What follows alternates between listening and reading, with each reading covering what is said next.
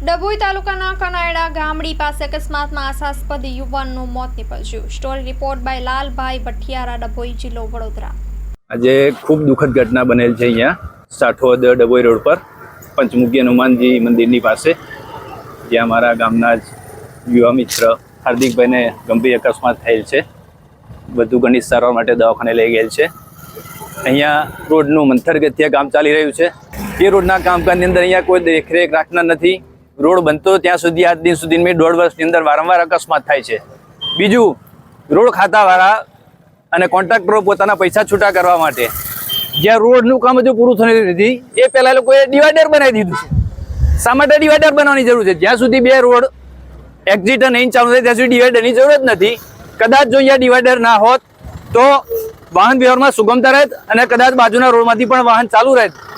પોતાના પૈસા છૂટા કરવા માટે કોના આશીર્વાદથી ને કોની દેખરેખ હેઠળ લોકો ડિવાઈડર બનાવી રહ્યા છે। અમારી ઉગ્ર માગણી છે કે જ્યાં સુધી બંને બાજુનો રોડ ચાલુ થાય ત્યાં સુધી ડિવાઈડરને વચ્ચેથી બ્રેકઅપ આપી દો અને આવા જવા અને વાહન વ્યવહારની અંદર સુગમતા રાખો। હજુ રોડ એમણે ખુલ્લો મૂકી દીધો છે। કોઈ જગ્યાએ એમણે પાટા પડ્યા નથી, કોઈ બાઉન્ડ્રીનું નિશાની આપેલી નથી કે વ્હાઇટ પટ્ટા પાડેલા નથી। અહીંયા મોટા મોટા નેતાઓ અને અધિકારીઓ આવજા કરે છે, કોઈ અહીંયા દેખરેખ રાખતું જ નથી।